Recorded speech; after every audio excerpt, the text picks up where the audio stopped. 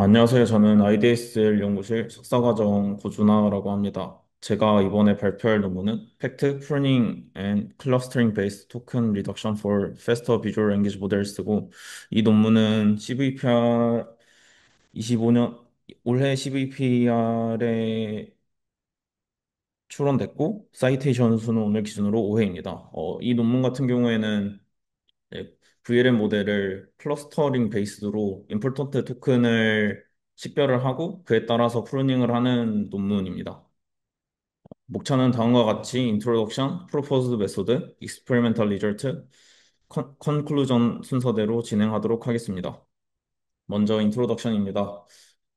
최근 VLM 모델들은 다양한 멀티모달 태스크를 활용을 해서 우수한 성능을 달성을 하였는데, 하지만 방대한 양의 비주얼 토큰으로 인해서 높은 컴퓨테이셔널 코스트를 가진다는 한계점을 보이고 있습니다. 그에 따라서 기존 연구들에선 VLM 모델의 토큰 수를 줄이는 프루닝 연구가 활발히 진행되고 있는데, 라바 프루머지 같은 경우에는 VIT 인코더의 마지막 레이어에서 CLS 토큰과 비주얼 토큰 사이의 어텐션 스코어를 통해서 리테인할 토큰을 결정을 하고, 프론드 토큰을 리테인 토큰과 멀지를 하지만 이때 유사한 토큰끼리는 멀지하지 않는다는 단점이 있어가지고, 이로 인해서 시각적인 중복이 발생한다는 단점이 있습니다. 그리고 베스트 5 같은 경우에는 에버리지 어텐션 스코어를 사용해서 토큰 임포턴스 기반으로 비주얼 토큰을 프루닝을 하게 되는데, 최근에는 플래시 어텐션 레이어에서 많이 사용이 되기 때문에 어텐션 스코어를 아웃풋으로 내보내지 않는 플래시 어텐션에는 적용을 할 수 없다는 단점이 존재하게 됩니다. 이에 따라서 본 논문은 에버리지 어텐션 스코어에 의존하지 않는 토큰 임포턴스 매트릭을 제안을 하고, 유사한 비주얼 토큰을 식별하기 위한 클러스터링 기법을 제안함으로써 이 두 기법을 통합을 해서 unimportance 토큰을 제거하고 유사한 토큰을 멀징하는 팩트를 제안하게 됩니다. 결과적으로 팩트를 통해서 71.3%의 비주얼 토큰 리덕션과 함께 단 1.4%의 퍼포먼스 드랍만 달성을 하였습니다. 다음으로는 프로포즈드 메소드에 대해 말씀드리도록 하겠습니다. 먼저 논문이 주장하고 있는 이제 에버리지 어텐션 스코어를 기반으로 토큰 임포턴스를 결정을 하는 것에 대한 문제점에 대해서 먼저 말씀드리겠습니다. 드린 것과 같이 최근 VLM 모델들에서는 플래시 어텐션을 사용하게 되는데, 플래시 어텐션 같은 경우에는 어텐션 스코어 자체를 아웃풋으로 내보내지 않기 때문에 어, 에버리, 에버리지 어텐션 스코어를 그대로 사용할 수 없다는 단점이 존재하게 됩니다. 또한 그림 위를 보시게 된다면, 랭귀지 모델에서는 캐주얼 마스크로 인해서 과거 토큰만 어텐션을 할 수가 있는데, 이로 인해서 시퀀스 끝에 있는 토큰들은 어텐션을 받는 토큰의 개수가 절대적으로 적어지기 때문에 에버리지 어텐션 스코어가 낮아지게 되는 바이어스가 발생을 하게 됩니다. 이러한 바이어스를 해결하기 위해서 실제로 어텐션 받는 토큰들로만 스코어를 측정하게 될 경우에는 또 다른 바이어스가 발생을 하게 되는데, 어, 이때 이때 발생하는 바이어스로는 시퀀스 랭스 끝쪽에 있는 토큰들은 자기 근처에 있는 토큰들에게만 강한 어텐션을 받게 되기 때문에 평균적인 스코어가 급격하게 커지는 현상이 발생해서 새로운 바이어스가 발생하게 됩니다. 또한 어텐션 스코어를 사용하는 것 자체는 단일 레이어 내에서 키와 커리를 사용하게 되는데, 어, 각 어텐션 레이어는 비주얼 토큰의 각기 다른 측면에 대해서 초점을 맞추기 때문에 전반적으로 모델에 대한 비주얼 토큰의 임포턴스를 측정할 수 없다라는 단점을 가지고 있습니다. 이러한 단점들을 바탕으로 본 논문은 어텐션 스코어에 의존하지 않는 매트릭의 필요성을 강조하고 있습니다. 다음으로는 본 논문에서 제안하고 있는 임플턴스 토큰을 정하는 매트릭에 관해 말씀드리도록 하겠습니다. 먼저 이제 Q 글로벌이라는 이제 레이어 n까지의 평균적인 쿼리 벡터를 계산을 한 뒤 임폴턴스를 측정하기 위해서 비주얼 토큰의 키와 방금 정한 Q 글로벌 간의 소프트맥스를 취하고 어텐션 헤드별로 소프트맥스를 취하고 평균을 계산하게 됩니다. 그리고 나서 네, 네트워크의 특정 토큰들이 가지고 있는 정보량이나 중요도를 반영을 하기 위해서 히든 스테이트의 놈을 사용해서 임포턴스 스코어를 스케일링을 통해서 임포턴스 스코어를 최종적으로 산출하게 됩니다. 이렇게 정해진 임포턴스 스코어를 파라미터 람다에 따라서 퍼센타일에 따라서 중요한 토큰으로 결정을 하게 됩니다. 오른쪽의 알고리즘 1은 전반적인 EUTI의 시퀀스인데 가볍게 다시 설명을 드리자면 스텝 1에서는 q 글로버 n번째 레이어에 대한 q 글로벌을 계산을 하고 이 q 글로벌과 비주얼 토큰의 키 간의 소프트맥스 그리고 히든 스테이트 놈으로 스케일링을 취한 다음에 최종적인 임포턴스 스코어를 산출하게 됩니다.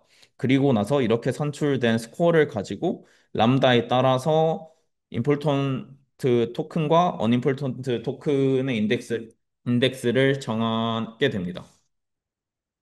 네, 다음으로는 클러스터링 베이스드 머징에 대해서 말씀드리도록 하겠습니다. 방금 말씀드렸던 EUTI를 통해서 Unimportant Visual Token의 리덕션을 수행할 수 있었는데, 하지만 이렇게 정해져서 남겨진 Important 토큰들 사이에서는 이제 정보의 중복성이 존재하게 됩니다. 따라서 본 논문에서는 클러스터링을 기반으로 해서 이 정보의 중복성을 가진 토큰들을 멀징하는 기법을 제안하고자 합니다. 어, 이에 따라서 기존에 존재하는 클러스터링 기법에 문제점이 있는데, 덴시티 픽 클러스터링이라는 기법은 우선적으로 로컬 덴시티를 측정을 하고, 그리고 이제 higher density 포인트, 즉, 더 높은 덴시티를 가지는 포인트 중에서 최소 거리 값을 활용을 해서 클러스터의 센터를 이 식으로 결정을 하게 됩니다. 그리고 나서 클러스터 센터가 아닌 포인트들이 어떤 클러스터에 해당이 될지 정하는 알고리즘을 수행을 하게 되는데, 이거 같은 경우에는 각 포인트에서 자기보다 밀도가 높은 점들 중에서 가장 가까운 포인트를 찾고 그 포인트들이 어떤 클러스터에 할당되어 있냐에 따라서 해당 포인트를 클러스터로 할당하게 됩니다.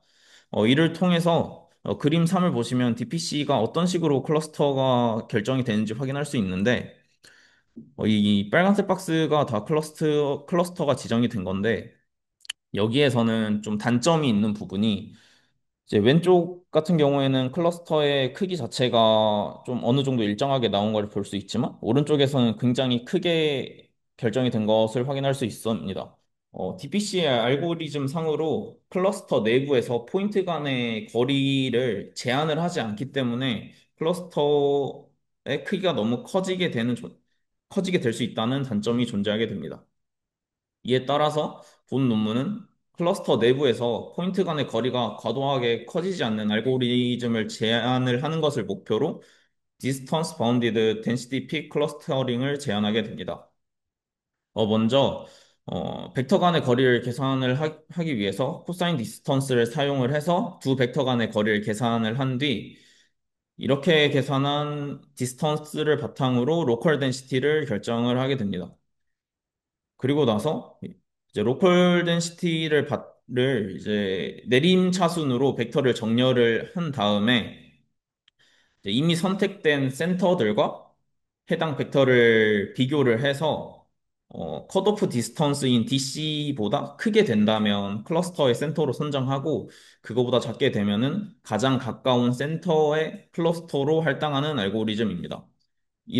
이렇게 컷오프 디스턴스를 바탕으로 클러스터를 할당하게 됨으로써 이제 기존의 DPC의 문제였던 이제 포인트와 센터 간의 거리가 급격하게 커질 수 있다는 단점을 보완하고 클러스터 내부에서 포인트 센터 간의 거리를 DC로 보장을 한다라는 알고리즘입니다.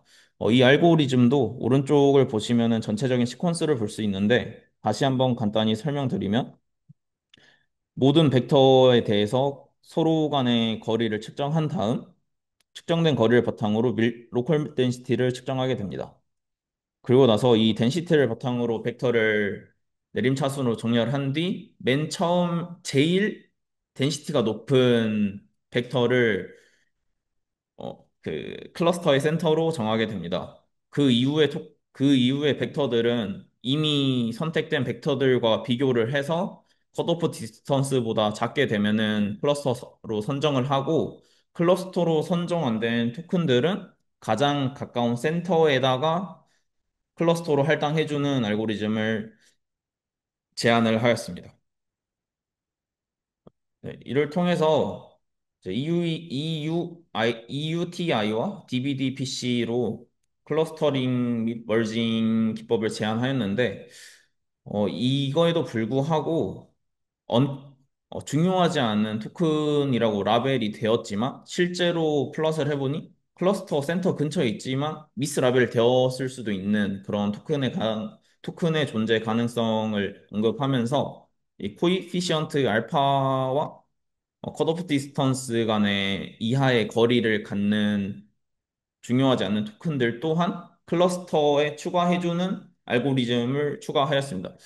그래서 아래 식을 보시면 이 개수보다 작은 거리를 갖는 토큰들을 클러스터로 추가를 해주고 이제 합집업을 통해 클러스터를 업데이트 시켜주는 방식으로 진행을 합니다. 이를 통해서 최종적인 클러스터들을 정하게 된 뒤 이 클러스터 내부에 있는 모든 히든 스테이트의 평균을 내서 새로운 히든 스테이트를 결정하여 토큰을 감소시키게 됩니다. 이때 토큰 리덕션으로 인해서 포지션 아이디의 재할당이 필요한데 만약에 잘못된 아이디를 할당을 하게 된다면 모델의 성능을 굉장히 저하시킬 수 있는 가능성이 존재하기 때문에 본 논문에서는 이제 각 클러스터를 대표하는 토큰인 이제 클러스터 센터에 해당하는 벡터를 포지션 아이디로 재할당하게 됩니다. 이에 따라서 팩트의 이제 전반적인 알고리즘을 다시 살펴보자면 먼저 EUTI를 활용을 해서 중요한 토큰과 중요하지 않는 토큰을 먼저 식별을 한 뒤 중요한 토큰 중에서 클러스터링을 통해서 이- 이제 정보가 좀 비슷한 토큰들끼리 묶는 알고리즘을 수행하게 됩니다. 그리고 이때 중요하지 않은 토큰들인데 세- 클러스터랑 가까운 토큰들이 존재하기 때문에 이러한 토큰들을 클러스터에 다시 할당해주는 과정을 거치게 되고 이거를 이제 히든 스테이트의 평균을 통해서 멀징을 최종적으로 수행하게 됩니다. 따라서 이러한 알고리즘을 바탕으로 실험을 진행한 결과에 대해 말씀해 드리도록 하겠습니다. 먼저 실험 모델 같은 경우에는 라바 원비전, QN2, 인턴2 VL에 대해서 진행을 하였고 벤치마크 같은 경우에는 텍스트 리치 다큐먼트, 리즈닝, 비디오 컴프리hen션 태스크와 같은 벤치마크에서 총 24개에 대해서 실험을 진행하였습니다. 그리고 이 논문에서는 Approach to Reference Metric Ratio라는 원본 모델의 성능을 적용한 매트릭이 얼마나 잘 유지를 하냐를 나타낼 수 있는 매트릭을 사용을 해서 비교를 하고 있습니다. 이 매트릭 같은 경우에는 예를 들어서 텍스트 VQA를 리덕션 없이 적용했을 때 성능과 리덕션 없이 적용했을 때 성능의 비율을 가지고 측정을 하는 매트릭입니다. 그리고 앞서 말씀드린 알고리즘에는 여러 가지 하이퍼 파라미터가 존재하게 되는데 이 하이퍼 파라미터 같은 경우에는 시드 벤치를 사용해서 그리드 서치로 결정을 했고 라바 원비전 같은 경우에는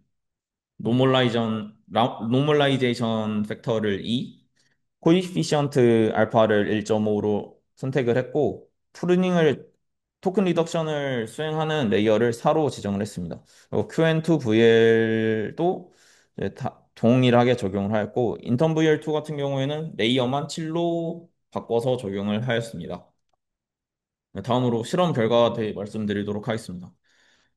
오른쪽 그림을 보시면은 리덕션 비율에 따라서 성능에 대한 그래프인데 VTW 같은 경우에는 먼저 이제 리덕션 레이쇼가 0.2, 0.3임에도 불구하고 급격하게 성능이 저하되는 것을 확인할 수 있고 테스트 5나 투미 같은 기법 같은 경우에는 팩트에 비해서 리덕션 레이쇼가 증가함에 따라서 저하되는 성능 폭이 증가하고 있는 것을 확인하고 있습니다.